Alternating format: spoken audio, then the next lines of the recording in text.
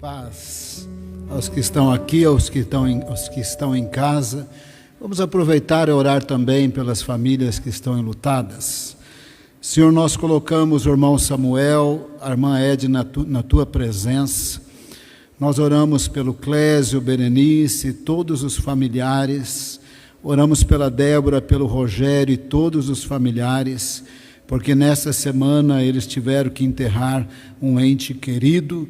Sabemos que estão com Jesus, sabemos da vitória de Jesus, sabemos do consolo do Espírito Santo, mas sabemos que a partida é muito dolorida, que de uma maneira sobrenatural teu Espírito Santo visite com alegria, com cura, com restauração, da alegria do Senhor, pela plenitude da vitória de Jesus na vida dos seus familiares que já estão no paraíso. Oramos em nome de Jesus por eles. Apresentamos também, Senhor, esse momento, não é um momento religioso, mas é um momento de culto ao Senhor, de renovação espiritual, de edificação do Espírito Santo. Recebemos do Senhor, da parte do Senhor, da tua graça, daquilo que temos e somos em Jesus, a edificação que vem do Espírito Santo, em nome de Jesus. Se vocês perceberem que as minhas folhas vão voar, um desses ventiladores tem que ser desligados, mas no momento elas não estão voando, só se elas voarem, tá bom? Da morte de Efraim, a vida com Cristo. O Senhor disse que Efraim havia começado a morrer. Efraim assinou a sua sentença de morte. Efraim morreu. Foi bem nesses dias que o Senhor prometeu vida em Cristo, e uma promessa de vida eterna que acontece somente em Cristo Jesus. Efraim, no primeiro momento, é o filho de José. No segundo momento, é a tribo de Efraim. Por fim, a tribo de Efraim foi tão influente que ela se tornou sinônimo de Israel, quando Israel referia-se somente às 10 tribos do norte. Então Efraim começou a morrer, assinou a sentença de morte, até morreu, mas Deus prometeu a Efraim e de fato ao mundo todo vida eterna que só existe em Jesus. José teve 2 filhos, Manassés e Efraim. Ele percebeu que Jacó estava idoso, não conseguindo mais enxergar. Eles já moravam agora no Egito, enxergava, mas começou a ter dificuldades, e ele resolveu, antes que Jacó ficasse cego totalmente, levar os seus filhos para Jacó abençoar. Presta bem atenção, eu só vou relatar o que a Bíblia demonstra, eu não vou tentar explicar, porque a Bíblia não explica, ela só demonstra. A Bíblia demonstra que quando pessoas mais velhas temem a Deus e abençoam seus filhos e descendentes que temem a Deus, a bênção funciona. Quando um dos dois aí não teme a Deus, não funciona. Quando os mais velhos temem a Deus e abençoam os mais novos, e os mais novos temem a Deus, a bênção funciona. É isso que a Bíblia demonstra. Eu não quero explicar, mas é isso que a Bíblia demonstra. Então José levou seus filhos para Jacó abençoar. E a convicção deles que Deus honra é que o mais velho ficava do lado direito para Jacó colocar a mão sobre a cabeça do mais velho Manassés. Efraim ficava do lado esquerdo, era o caçula, mão esquerda na cabeça de Efraim. O que Jacó proferisse, desde que Jacó temesse a Deus e temia, e se os seus descendentes temessem a Deus, a bênção ia funcionar. De tal maneira que a intensidade de bênção, a abundância maior de bênção, era para o mais velho, que tinha sua cabeça debaixo ali da mão direita de Jacó. Estava tudo preparado, o avô recebeu os netos. Jacó disse para José: eu não esperava nem vê-lo, porque por muito tempo pensou que ele estava morto, quanto mais os seus filhos. Os netos abraçaram o avô, é tudo muito legal ali em Gênesis. De repente José alinha o mais velho na reta da mão direita, o mais novo na reta da mão esquerda, e Jacó começou a abençoar, mas ele cruzou os braços.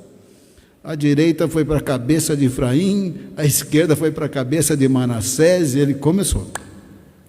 Diante de Deus, do qual o meu avô Abraão e o meu pai Isaque serviram e andaram, diante do anjo que me resgatou, me abençoou, esses jovens aqui, esses rapazes vão ser abençoados, vão multiplicar e vão honrar o nome de Abraão e Isaque.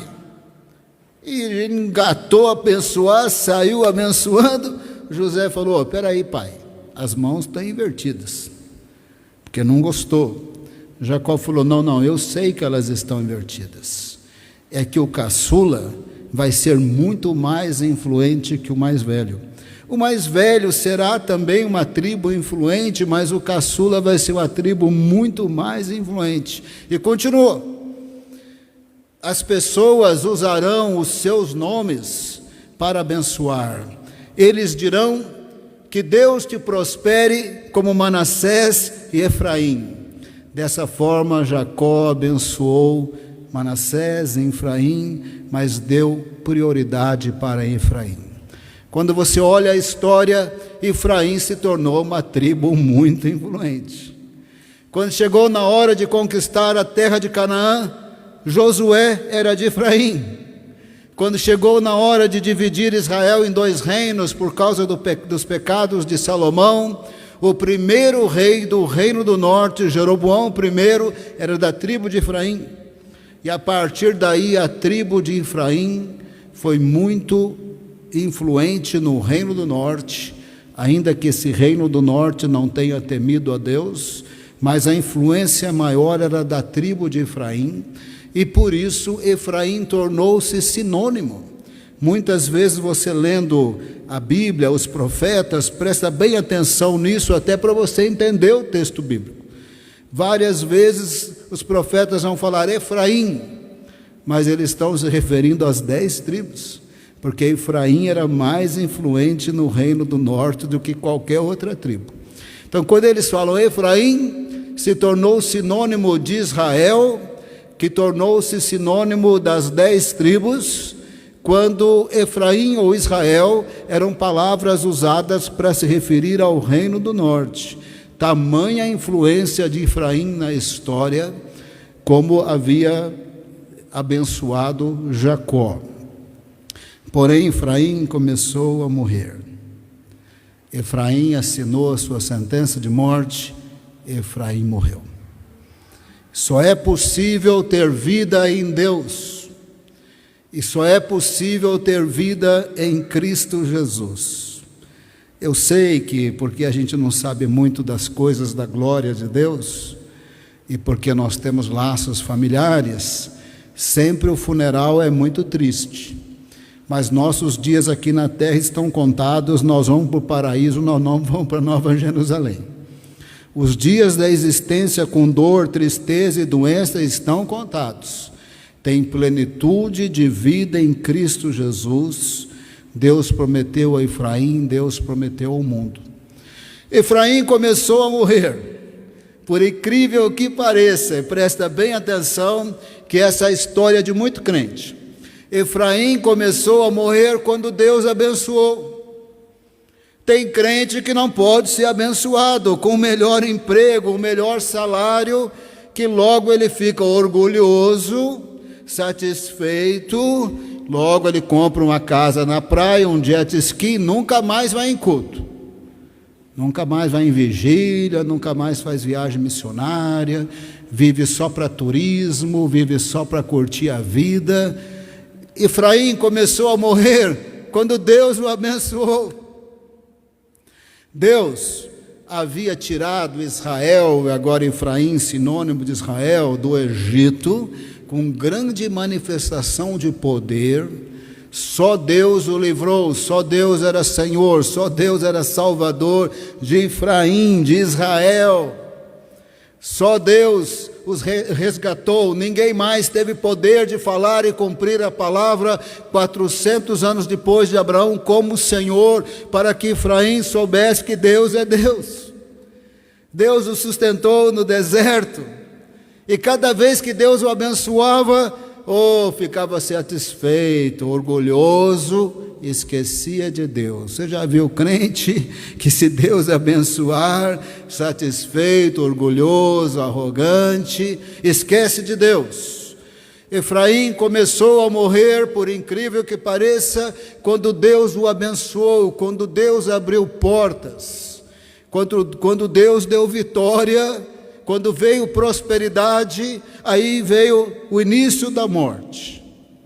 Efraim assinou a sentença de morte quando Efraim deixou Deus e passou a servir os deuses de Canaã e do mundo antigo inteiro, quer fosse do Egito, quer fosse lá da Babilônia, dos assírios, de algum canto dessa antiguidade. Chegava Deus, chegava estátua. Presta bem atenção no que eu vou dizer, porque eu não sou bobo, Deus não é bobo, os profetas não eram bobos. Todo mundo sabe que a estátua não ouve, não enxerga, não faz nada, todo mundo sabe. O problema até não é a estátua em si. O problema é que Deus não é aquilo que Ele criou. Ele não é o ferro, Ele não é o bronze, Ele não é o gesso. Deus é Espírito, Criador dos céus e da terra. Ele não é nada do que você possa ver. Ele é de outro jeito. Nós não podemos pegar uma coisa criada por Deus na forma do que for, ou até nem é coisa alguma, é só uma ideologia, é só no mundo das ideias. Nós não podemos pegar nada, nem que seja ideologia, e colocar no lugar de Deus, porque Deus não é nada disso. Efraim, assinou a sentença de morte quando passou a servir os Baalins, e no caso do reino do norte, Baalins é plural de Baal, porque em cada aldeia havia um Baal, um certo chamado Senhor. Mas piorou ainda quando passou a servir os 2 bezerros de ouro, feitos pelo primeiro rei do reino do norte, Jeroboão I.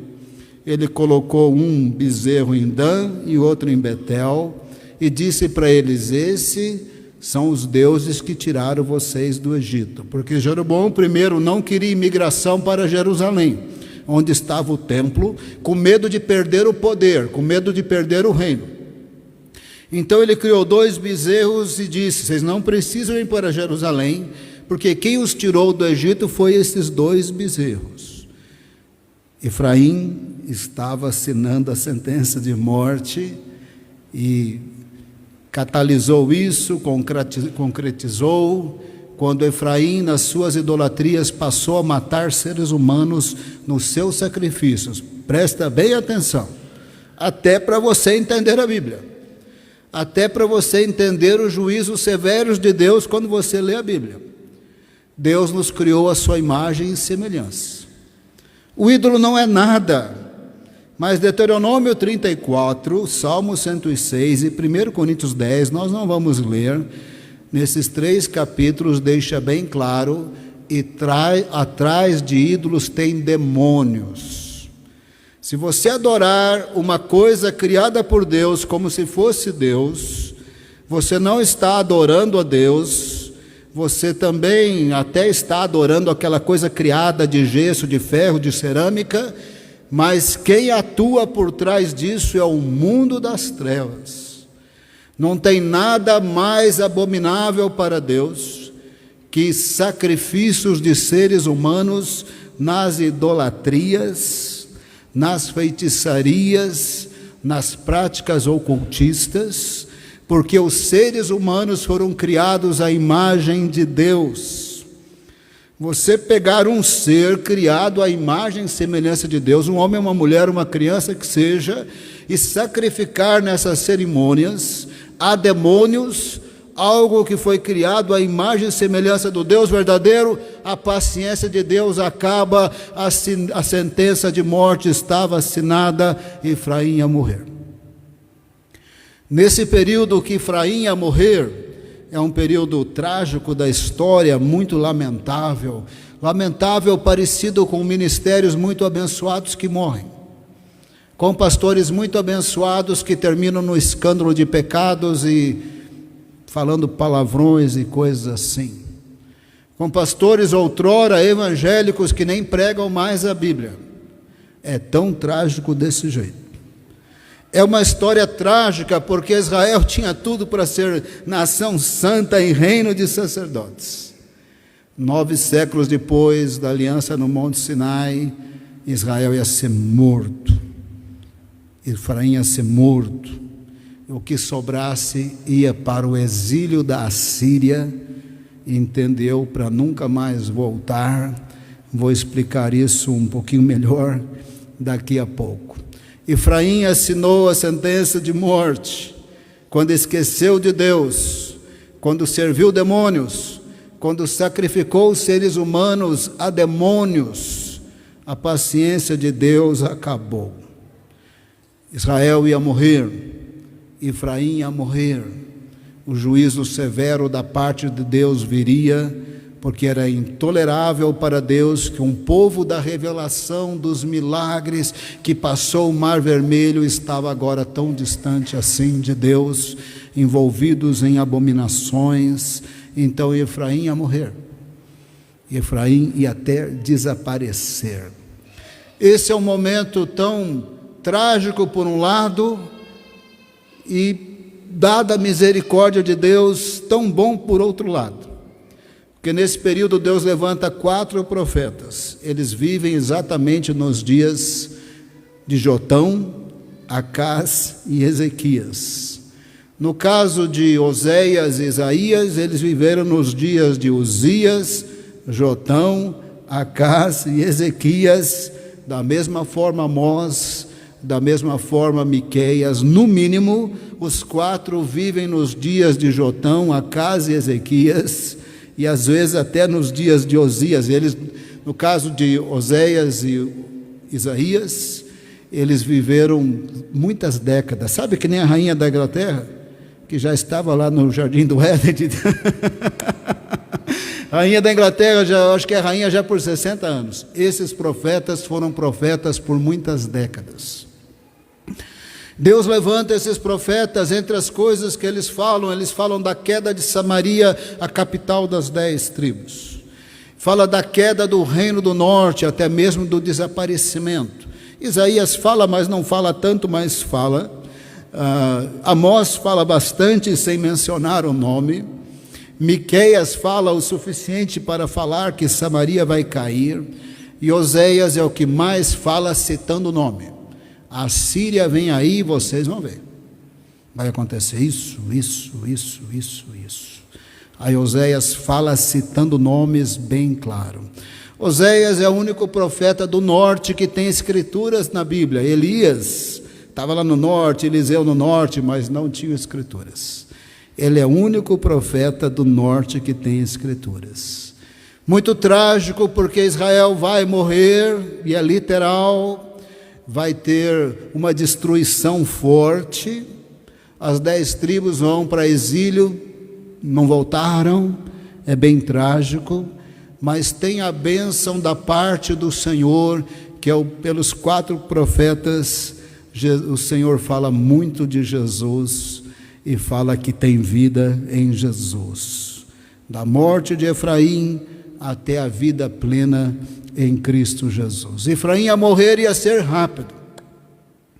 Rápido que nem a neblina que aparece de manhã e desaparece. Rápido como o orvalho que logo evapora. Rápido como a palha que queima. Rápido que nem um leão, um leopardo ataca e devora e sufoca e acaba. A Síria viria lá do Oriente e Samaria, a capital, e as 10 tribos iam pagar o preço. Ia morrer homens, mulheres, crianças, mulheres grávidas, porque deixaram o Deus vivo para matar seres humanos em adoração a demônios. Por isso viria um juízo muito severo. E veio um juízo muito severo.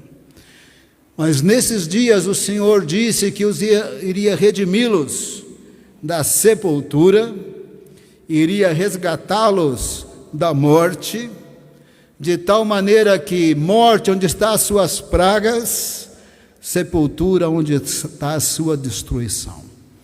O Senhor ainda ia invadir a história para nos dar vida plena em Jesus, Presta bem atenção no que vou falar nesse momento. Não tem nada e nem ninguém que tenha mais poder do que Jesus. E é sério. Toda autoridade me foi dada no céu e na terra e é para valer. Não tem nada nem ninguém que tenha mais poder e autoridade do que Jesus. Não tem nada nem ninguém que tenha autoridade para anular perdão de pecados, se Jesus nos der perdão de pecados. Não tem nada nem ninguém que vence Jesus e a sua obra. Quando nós o recebemos como Senhor e Salvador, temos perdão de pecados e vida eterna, e nada pode mudar isso, a menos que eu queira fazer o caminho de Israel, esquecer Deus na hora da bênção, ou num momento de loucura, desviar e me envolver com satanismo. Aí não tem jeito. Se estamos em Cristo, se vamos andar com o Senhor à luz da sua revelação, então está determinado bênção no meio das aflições, mas está determinado bênção, e ninguém pode reverter a obra de Jesus Cristo. Oséias capítulo 13, Oséias fica depois de Daniel, que fica antes de Ezequiel, que fica antes de Jeremias, que fica antes de Isaías. Achou Isaías, Jeremias, Ezequiel, vai folheando para frente, que você vai encontrar Oséias. 8º capítulo antes de Jesus. Esse é o único profeta do norte que tem escritura, viveu muitas décadas como profeta, exatamente como Isaías, é aquele que falou da queda de Israel, citando o nome da Síria claramente. Oséias 13, verso 1, eu vou ler vários versos, não feche a Bíblia rapidamente. Oséias 13, verso 1. Oséias 13, verso 1. Quando Efraim falava, os homens tremiam, dada a influência da tribo. Lembra que ora Efraim é só a tribo, tem hora que Efraim é só o filho de José, tem hora que Efraim representa Israel, quando Israel é usado para referir-se às 10 tribos do norte.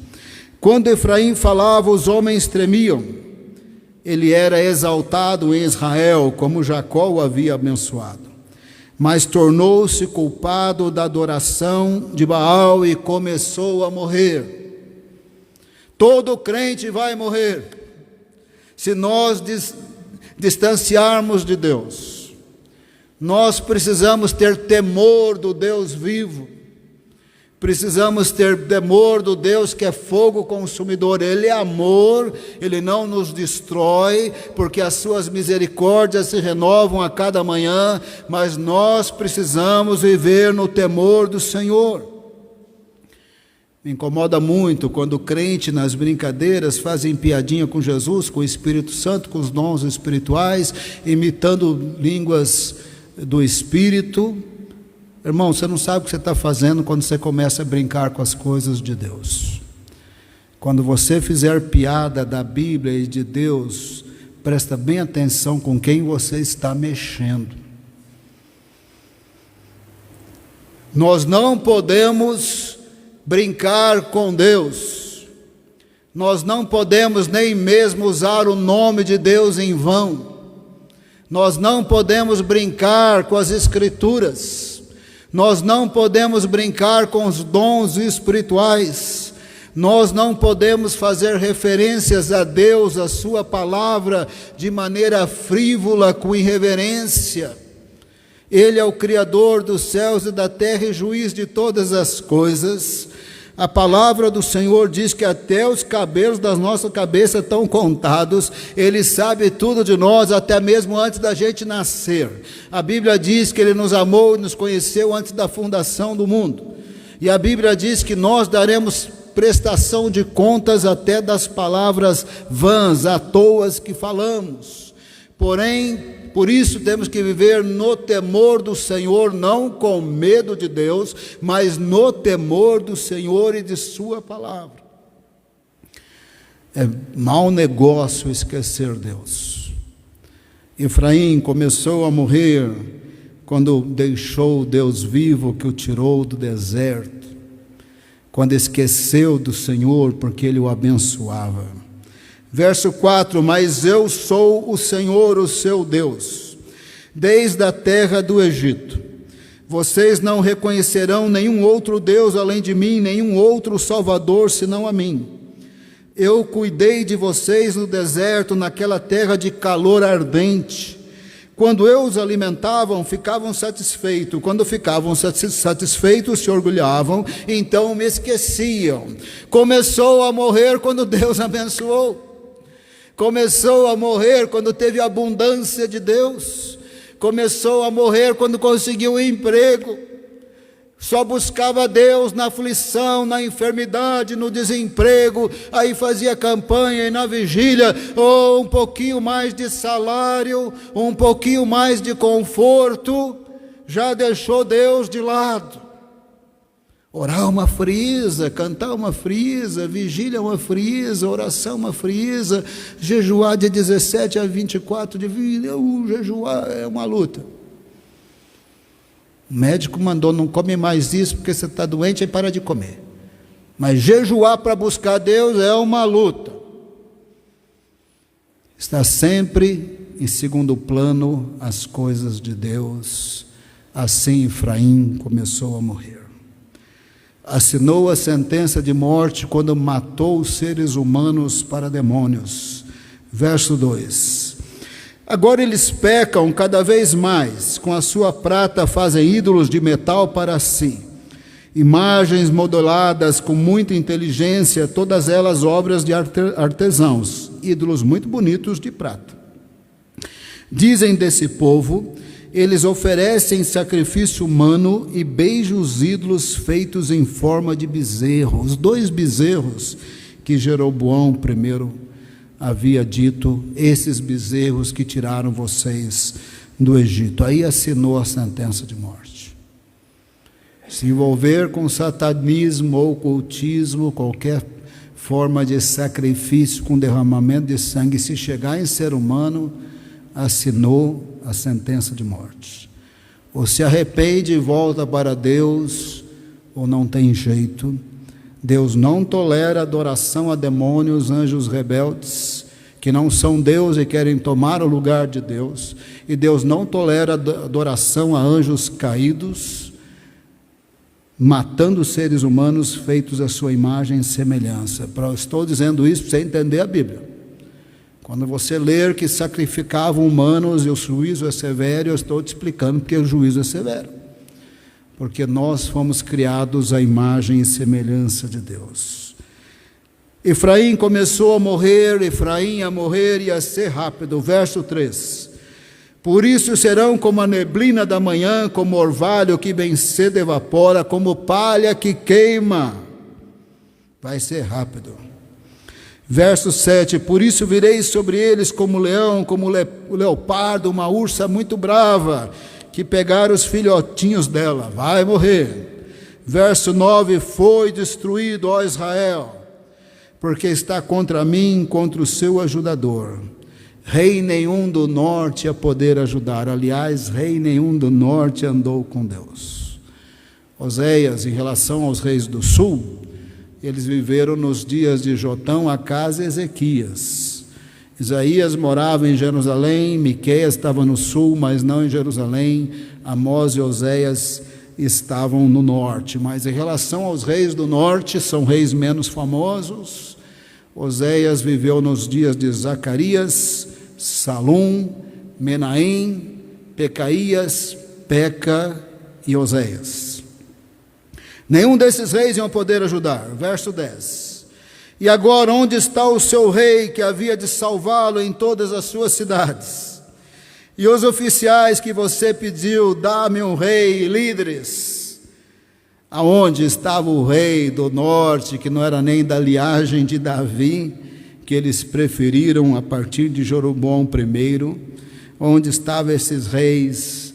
Efraim não ia ter ajudador, que nem uma criança não tem ajudador, de uma mulher que está para dar à luz, mas a menos que houvesse cesárea, ela morrer e a criança ia morrer. Verso 13: Chegam-lhe dores como as de mulher em trabalho de parto, mas ele não é uma criança inteligente, quando chega a hora não sai do ventre para que o abrigou. Israel estava para morrer, ia ser rápido, ia ser sangrento, ia ser violento.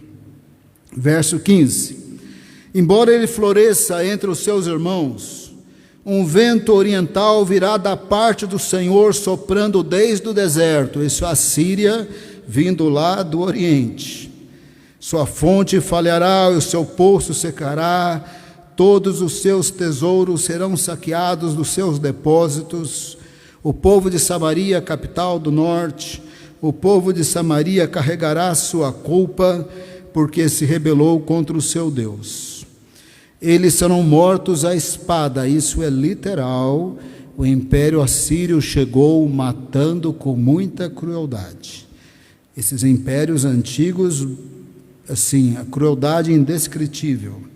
Eles serão mortos à espada, seus pequeninos serão pisados e despedaçados, suas mulheres grávidas terão rasgado os seus ventres, e assim Efraim morreu. Efraim morreu porque deixou Deus na hora da bênção. Efraim morreu porque foi servir demônios. Efraim morreu porque tinha chamada para ser nação santa, reino de sacerdote, um povo exclusivo de Deus, e foi adorar demônios.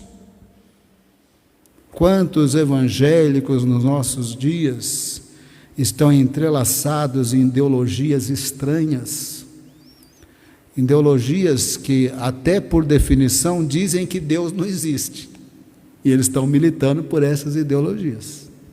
O pastor Aguinaldo gosta de falar muito dessas coisas. Estou evitando de citar nomes, mas você que é inteligente, você sabe qual a ideologia que nega Deus. Quantos estão militando por ideologias que negam a existência de Deus? Quantos estão deixando a importância, a autoridade da Bíblia como algo importante? Sabe por que nós somos crentes, irmãos? Porque Deus falou e cumpre a sua palavra. E sabe quais são os pilares da reforma protestante que nos faz crentes? Sabe quais são os pilares? Escritura. Deus fala, Deus cumpre, nós podemos conhecer Deus pelas Escrituras. Sabe qual outro pilar da reforma protestante? Só Escritura, só Jesus Cristo. Sem Jesus não tem salvação. Sabe qual outro pilar da reforma protestante? Só fé. Fé nele. Sabe qual outro pilar da reforma protestante? Graça, só graça. E sabe qual o outro pilar da reforma protestante? A Deus toda a glória, porque Ele que enviou o seu Filho, Ele que é amoroso, Ele que é gracioso. Nós somos crentes por causa desses 5 pilares.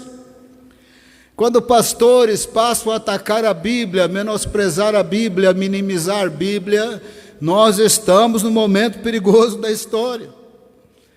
Porque Efraim começou a morrer quando esqueceu de Deus na abundância.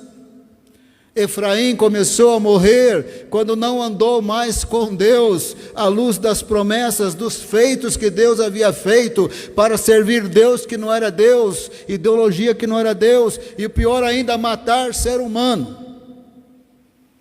Então esses 4 profetas, especialmente os 4 profetas, falaram desse severo juízo, que eles seriam mortos, e o que sobrasse levado para a Síria. E até onde nós sabemos, eles não voltaram, então morreu mesmo. Em termos gerais, a identidade das 10 tribos desapareceu. Deus preservou a tribo de Judá, porque Ele ainda ia enviar Jesus da tribo de Judá, da família de Davi. A tribo de Judá está preservada até hoje, que é o Israel existente. E o Israel existente, desde os dias de Uzias, Asa, e desses momentos de grande prosperidade, reis que governaram muitas décadas e tiveram muita prosperidade, muitos do norte migraram para o sul e se misturaram ali. Então, quando a Síria estava arrebentando com o norte, tinha muita gente do norte no sul, mas de alguma forma a identidade das tribos Assim essas identidades foram engolidas pela identidade da tribo de Judá. Os judeus, de modo geral, não sabem de que tribo eles são, então acaba sobrando a identidade da tribo de Judá até hoje, porque Deus é Deus e Jesus é o leão da tribo de Judá. Mas meu professor, especialista de judaísmo e que trabalhou 15 anos em Israel, quando eu estava na Inglaterra, estávamos lá, ele disse que, pelo que sabemos, 15% dos judeus ortodoxos do mundo têm a genealogia até os patriarcas, e somente eles saberão dizer: eu sou dessa tribo, daquela tribo, daquela tribo. Mas em termos gerais, a identidade das 10 tribos desapareceu. Nós falamos que tem 10 tribos no norte, quando separou, 10 no sul, 2 no sul, mas na verdade era 9 no norte, e presume-se, quando fala 10, mesmo o texto bíblico fala 10, presume-se que todos os levitas estavam no norte, mas tinha muito levita no sul por causa do templo de Jerusalém. Então é possível também saber com bastante facilidade quem que é descendente de Levi, mais do que as outras tribos. Nesse certo sentido, as 10 tribos desaparecem mesmo, toda a influência de Efraim desaparece, e Deus preserva, como ele disse pelos profetas, que ele ia preservar Judá. Nesse sentido, Efraim morreu. Por isso que eu disse que não adianta só o idoso temer a Deus, os descendentes têm que temer a Deus. Eu não estou explicando isso, nem quero explicar. A Bíblia demonstra que quando o descendente, quando o ancestral teme a Deus e abençoa os descendentes, e se eles vão andar nos caminhos do Senhor, vai ter bênção. Mas se vai servir demônio, Baalins, aí vai complicar muito. Então o fato é que nesse momento a influência de Efraim acaba exatamente como os profetas haviam dito. Verso 14, uma promessa que cumpre somente em Jesus. Eu os redimirei do poder da sepultura. Você deve estar lendo numa outra Bíblia, inferno. Lá no hebraico é Sheol, é o lugar dos mortos, aqui especificamente dos mortos sem Deus. Eu os redimirei do poder da sepultura, ou do mundo dos mortos sem Deus. Eu os resgatarei da morte. Onde estão morte, as suas pragas? Onde está a sepultura, a sua destruição? Efraim podia de novo ser abençoado. O mundo todo amaldiçoado com a separação de Deus no Jardim do Éden pode ser abençoado. É só voltar-se para Deus. Quem perdoa é Deus, quem abençoa é Deus, quem dá vida é Deus. A Bíblia deixa bem claro que essa vida é possível só em Jesus. Para pensar um pouco, irmão. Usa a cabeça agora, hein? Me acompanha agora, usa a sua cabeça agora. Jesus é eterno, não é? Então, antes dele tornar-se homem, ele já existia. Antes de tornar-se homem, ele andou com o povo no deserto. Várias aparições para Moisés, ou para Josué, ou para Gideon na Bíblia, ou para Jacó. É Jesus, antes de se tornar homem. Aquele anjo que o resgatou e o abençoou é Jesus. Então era possível conhecer o Senhor e até mesmo Jesus, antes dele tornar-se homem. Era possível crer em Deus e nas suas promessas, ser perdoado e salvo por aquele Jesus que ainda ia se tornar homem e morrer por nós.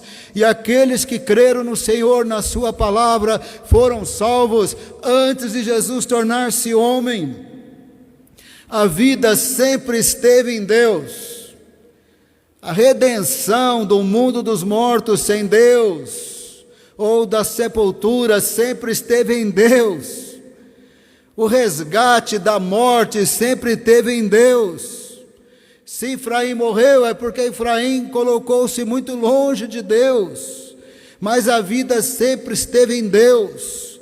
E ela é realizada em Jesus, segundo a Bíblia, na plenitude dos tempos. Você crê em Jesus antes dele nascer, e ele te salva porque você crê nele. Você quer ver um exemplo maravilhoso? Uma passagem que eu gosto muito, eu prego às vezes em dezembro nela, não todo dezembro. Passagem que eu gosto muito é dos magos do Oriente. Eles sabem quem é Jesus, eles recebem Jesus, eles creem em Jesus, eles adoram Jesus. Jesus é só um bebezinho, mas eles sabem quem Ele é e o que Ele vai fazer naquela cruz. Eles sabem os textos bíblicos. E se pensa que eles não estavam salvos, eles só estavam salvos porque eles criam em Jesus. Esta vitória contra a sepultura, contra a morte, é possível somente em Jesus. A Bíblia deixa muito claro: a morte entrou no mundo por causa do pecado. Eu estou falando do livro de Gênesis, ainda que a gente automaticamente vai pensar em Paulo ou em Romanos, mas em Gênesis é bem claro: eles pecam, estão espiritualmente mortos, agora tem morte física. Por isso que Paulo vai dizer em Romanos que o salário do pecado é a morte. Então a morte entra no mundo por causa do pecado. Se Deus vai nos redimir da sepultura e nos resgatar da morte, é porque Jesus ia resolver naquela cruz o problema do pecado. Como Isaías fala exatamente nesses dias, Ele vai ser crucificado pelas nossas transgressões e moído pelos nossos pecados. O Senhor fará cair sobre Ele a iniquidade de nós todos.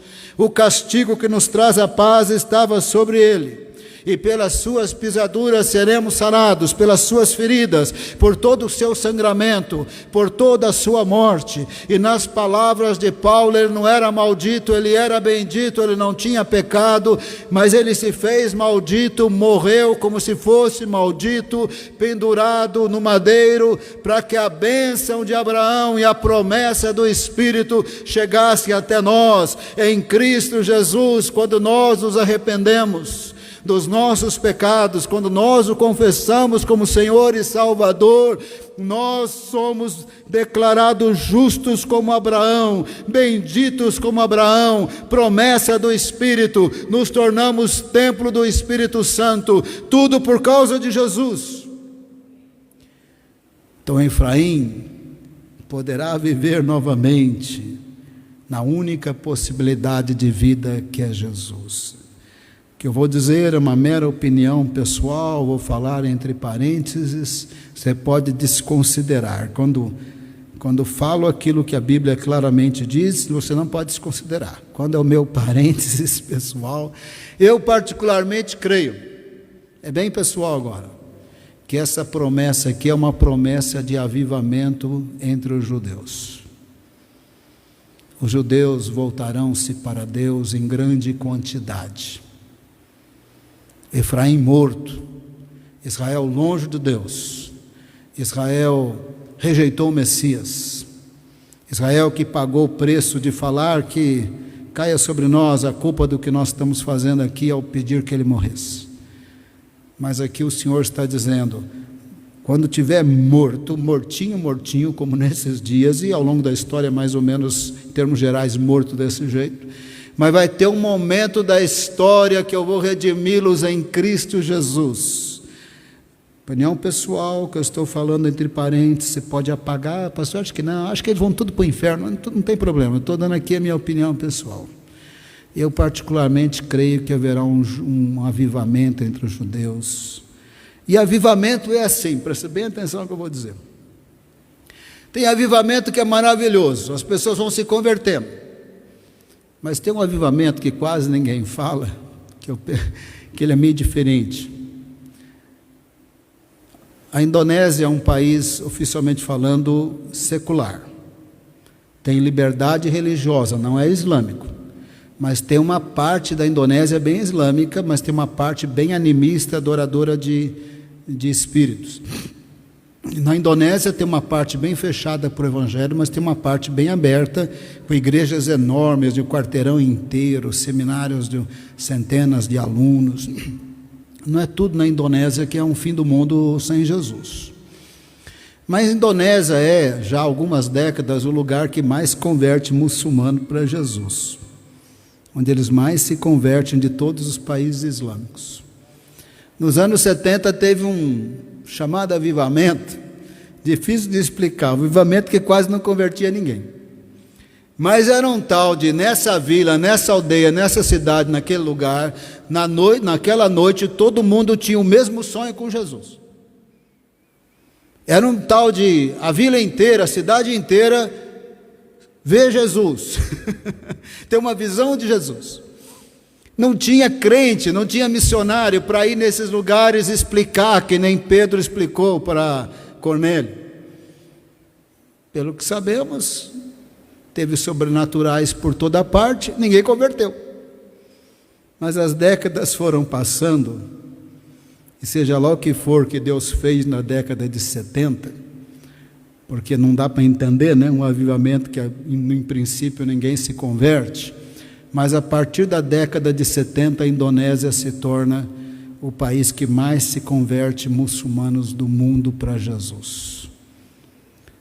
Irmão, judeu, por mais fechado que seja, se for um tal de sonhar com Jesus, ver Jesus, você pode ter certeza que eles vão se converter.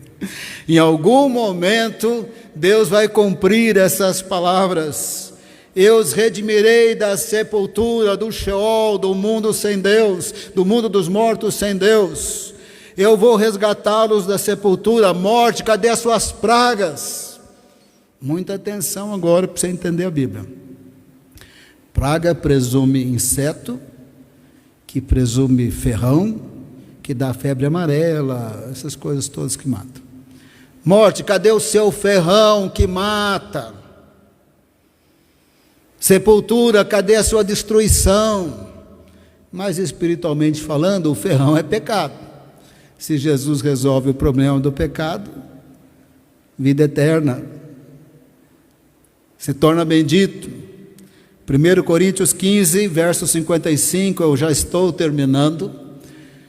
1 Coríntios 15, verso 55, é um capítulo longo. Eu já pensei várias vezes em pregar sobre esse longo capítulo, ainda não tive liberdade no espírito de pregar, mas é um capítulo lindo.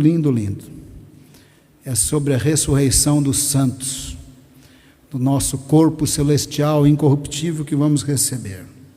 1 Coríntios 15, verso 55, o apóstolo Paulo está citando Oséias, ele muda as palavras, mas não muda o sentido. 1 Coríntios 15, 55, morte, onde está a sua vitória? Ô morte, onde está o seu aguilhão? Oséias disse, pragas, morte, onde está a sua praga, com o seu ferrão? Aguilhão é a mesma coisa que ferrão com a ponta perfurante. Aguilhão é tudo que tem ponta perfurante que mata. Morte, onde está a ponta perfurante? Quer seja na forma de praga, de espada ou o que for, mas espiritualmente falando é pecado. O pecado, verso 56, é o aguilhão da morte, é a ponta perfurante. Mas Jesus resolveu o problema do pecado na cruz. É Ele que nos redime da morte, do Sheol, da sepultura, e nos dá vida eterna. Por isso que o verso 57 diz, mas graças a Deus que nos dá a vitória em Cristo Jesus. Está implícito aí, mas graças a Deus que nos dá a vitória sobre o pecado e sobre a morte, por meio do nosso Senhor Jesus Cristo. Essa promessa foi feita a Efraim, e de Efraim para o mundo, de Israel para o mundo. Por isso que eu creio que por mais morto que esteja Efraim, só porque é por graça, não é por mérito, vai haver uma evasão de Deus no mundo dos judeus. É opinião pessoal no meu parênteses. Se não crê, anula o parênteses. Todos eles vão para o inferno, tá bom, é sua opinião. Mas eu creio que as promessas cumprem-se em Israel, de Israel para o mundo, e cumprirá-se no momento certo a todo Israel. Porque é bem claro na Bíblia que Israel está endurecido enquanto as nações creem. Mas quando elas vierem crer na plenitude do número que só Deus sabe, Deus vai invadir a história e muitos judeus vão crer em Jesus. E quando ele invadir, irmão, ele invade do jeito que ele quiser. Paulo viu Jesus, acabou toda a incredulidade. Invade que nem na Indonésia, ele invade de qualquer jeito. Mas vai chegar um momento que Deus vai dar vida a Efraim, e não será por mérito, será pelos 5 pilares da reforma protestante, porque há testemunho de Deus na Bíblia, pela fé em Jesus Cristo, segundo a graça de Deus, e toda a honra e a glória sejam dadas ao Senhor. Se nós estamos aqui nessa igreja, irmão, é porque Deus falou pela boca dos profetas. Se nós estamos nessa igreja, é porque Deus falou através do seu Filho. Lembra de Hebreus 1? Outrora falou pelos profetas, agora pelo Filho. Se nós estamos nessa igreja, é porque Deus falou pelos profetas, falou por Jesus e falou pelos apóstolos. Ele cumpre a sua palavra. Se nós estamos aqui, não temos nada do que nos orgulhar, porque somos humanos, envoltos em fraquezas, estamos sempre lutando contra o pecado, e tem hora que a gente assusta, né? Eu lembro de março de 2020, quando a pandemia chegou, eu pensei que ia morrer todo mundo. E eu falei, Senhor, quem vai estar vivo na igreja daqui a uns meses? Será que eu vou estar vivo? Eu pensei, irmão. Os cientistas não conheciam o vírus, quanto mais nós. Os governantes não conheciam o vírus, quanto mais nós. A gente sabe que o vírus ele tem letalidade baixa. 30 mil pessoas em Araçariguama, morreram 20. Então a letalidade é baixa. Mas sabemos que ele é muito perigoso para quem tem vulnerabilidades, as chamadas comorbidades. Por isso estamos distanciados, com máscara. Por isso nós recomendamos o distanciamento e a máscara. A questão da vacina está bem politizada, você pode me odiar, mas eu sou daqueles que vou tomar a vacina, e eu tenho bastante orgulho da vacina, porque a vacina passou pelo nosso Instituto Butantan, que por acaso tem sua área aí de testes também aqui no nosso município. Butantan tem os seus cavalos, onde faz um monte de testes, bem aqui pertinho da nossa igreja. Não sei se você sabe, a China só ia aplicar a vacina na China quando passasse pelo Instituto Butantan.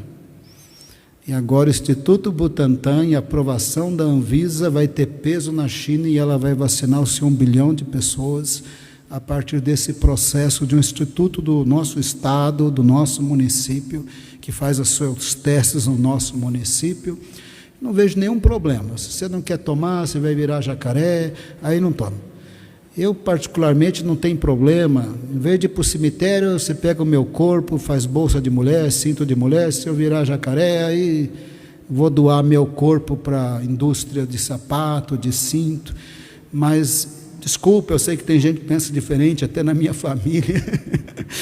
Na minha família muitos pensam diferente, mas eu acho que é muito sábio tomar a vacina, tendo passado pelo nosso Instituto Butantan. Mas você não é obrigado, você acha que você vai virar jacaré, crocodilo, não toma. Mas eu particularmente penso que é sábio tomarmos as vacinas. Elas estão sendo testadas em milhares e milhares de pessoas antes da aprovação. 90 mil, 100 mil pessoas para chegar à conclusão e aprovar. Mas se você acha que tem problema, eu não discuto. Eu não discuto em quem a pessoa vota, voto nesse, voto naquele, problema seu, é democracia. Eu não discuto se quer tomar vacina ou não. Eu ia discutir se não quiser pôr máscara, porque eu acho que isso é uma imprudência muito grande. Aí eu falo, bota sua máscara aí, você não sabe para onde vai chegar esse vírus, quem vai morrer, não é? Amém? Graças a Deus que nos dá a vitória em Cristo Jesus. Nós estamos aqui porque Deus é fiel. Nós estamos aqui porque Deus enviou o seu Filho. Nós estamos aqui porque o ferrão perfurante da morte ao pecado foi resolvido na cruz. Nós estamos aqui porque Deus cumpriu a palavra que Ele falou aos profetas, inclusive a Oséias. através de Oséias, por isso nós somos crentes e somos salvos. Deus falou no tempo, no espaço, com contexto histórico. Nós não estamos aqui por acaso, e não pense que Deus fala e não cumpre. Nós estamos salvos aqui porque Ele incluiu as nações nas promessas que Ele fez aos patriarcas de Israel. Por isso que nós estamos aqui. Mas eu quero falar para você que o Deus que nos salvou, porque falou a Israel, é o Deus que disse: eu vou redimir Efraim. Então você pode esperar avivamento entre os judeus. Você pode esperar, porque Ele é fiel. Quem quer ter poder do Espírito Santo para pregar o Evangelho, porque só Jesus salva, só Ele perdoa, só Ele dá a vida eterna. Quem quer poder, levanta a mão. Quem quer ter ousadia para orar pelos enfermos, não ter vergonha de falar de Jesus, não se iluda com cultura evangélica. Nós honramos pastores e os títulos das ordenações. Eu sou pastor, mas está cheio de pastor vazio do Espírito Santo. Deus não vai se impressionar porque fez 2 doutorados, 3 doutorados. Ele não está impressionado com isso. Ele está impressionado se é temente a Deus, se conhece as Escrituras, se submete, se anda nos caminhos do Senhor. Que pastor anda mais fazendo na Bíblia na vida é não ler a Bíblia e não orar. Nós estamos nos dias dos coaches, né? Que tem alvo para isso, alvo para aquilo, desafio para isso. Não sou ignorante, eu sei que tem valor, mas eu fico preocupado quanto tantos desafios, são tantos desafios, nenhum deles baseado na Bíblia. Baseado num certo pensamento positivo. Quando eu leio Atos capítulo 6, os apóstolos de Cristo se separaram para estudar as Escrituras e orar, e não tem maior avivamento do que do livro de Atos na história. Pastor que não prega mais Bíblia, vai pregar da aula de direito, vai pregar da aula de psicologia, vai pregar da aula de história, não prega a Bíblia, não estuda a Bíblia, não ensina o povo a enxergar a Bíblia. Vamos orar. Quem quer poder do Espírito Santo para falar desse Jesus que está na Bíblia? Aleluia. Quem quer orar pelos enfermos e ver sinais? Aleluia, glória a Deus. O pastor Aguinaldo quer, já ficou em pé. Eu vou orar por causa da pandemia, até difícil falar aleluia, glória a Deus, com pano na boca. Mais ou menos do jeito que você conseguir orar, ora a Deus. Eu vou orar a Deus, mas você tem que fazer a sua oração. Amém? Concordaram?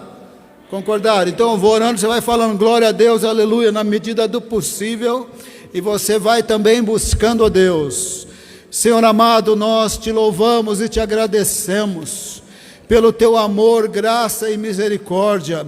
É verdade que Efraim morreu, é verdade que a Síria o matou, mas é verdade também que o Senhor disse que ia preservar Judá, é verdade também que o Senhor disse que ia enviar o Messias, é verdade que o Senhor disse que ia resgatar Israel, é verdade que o Senhor disse que ia redimir Israel, Efraim, resgatar da sepultura e da morte, com a vitória de Cristo Jesus, o Messias de Israel.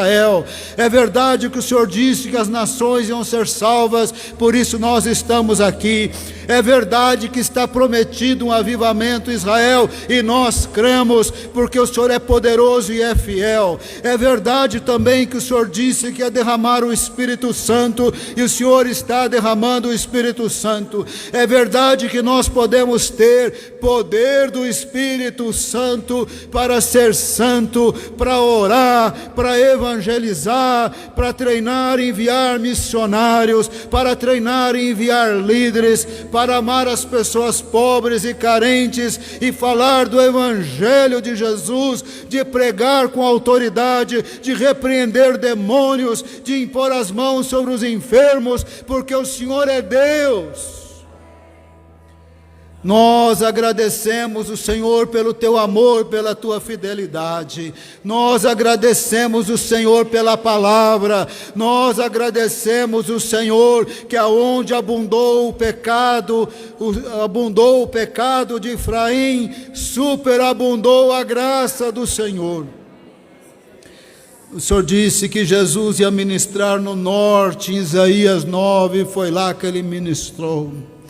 Na terra de Zebulon, de Naftali, bem do lado do território de Manassés. Não longe de Efraim, o Senhor enviou o Messias, o Salvador, para operar no norte. E os apóstolos de Cristo eram todos do norte. O Senhor disse: eu os redimirei da sepultura, eu os resgatarei da morte. Morte, onde está o seu poder? Sepultura, onde está o seu poder? Tudo derrotado por Jesus, o Messias de Israel. Obrigado pela nossa salvação, Senhor, de um jeito bem simples, de um jeito bem ignorante, sem ter plena certeza.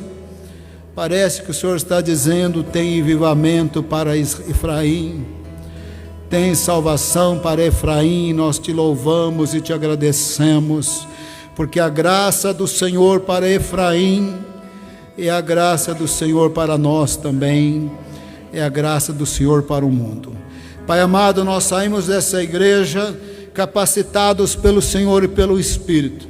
Nós queremos falar de Jesus, repreender demônios e orar por enfermos. O Senhor não está impressionado por títulos. Nós queremos andar nos caminhos do Senhor.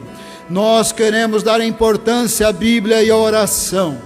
Nós nunca mereceremos o poder do Espírito nem as bênçãos, será sempre pela graça, mas ler Bíblia, orar e buscar a tua face está nas Escrituras de maneira clara, e é isso que nós queremos.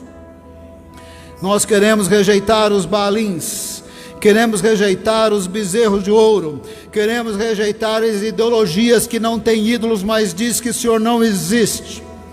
Queremos rejeitar ideologia política que toma o lugar de Deus, quer seja da direita ou da esquerda. Nós queremos Bíblia, nós queremos a palavra, nós queremos o ensino dos profetas, dos apóstolos de Jesus.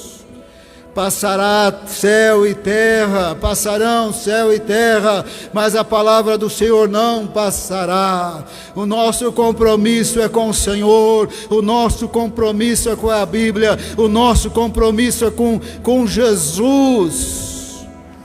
O nosso compromisso é com a palavra do Senhor. Pai amado, o Senhor distribui dons diferentes, uns são mais sociais, mais evangelistas, outros mais envergonhados, mas de uma maneira ou de outra, na misericórdia e na graça do Senhor, nós recebemos hoje à noite poder do Espírito Santo para sermos testemunhas de Jesus. Nós falaremos de Jesus Cristo, graças a Deus que nos dá a vitória sobre o pecado e sobre a morte, por meio de Jesus Cristo. Nós falaremos de Jesus. Toda a honra e a glória são do Senhor. Pai amado, derrama alegria no coração do teu povo. É tristeza de cá, é tristeza de lá, é Covid de cá, é Covid de lá, é ansiedade aqui, é síndrome de pânico ali. Repreendemos toda ansiedade, toda síndrome de pânico, no poder e na autoridade do nome de Jesus.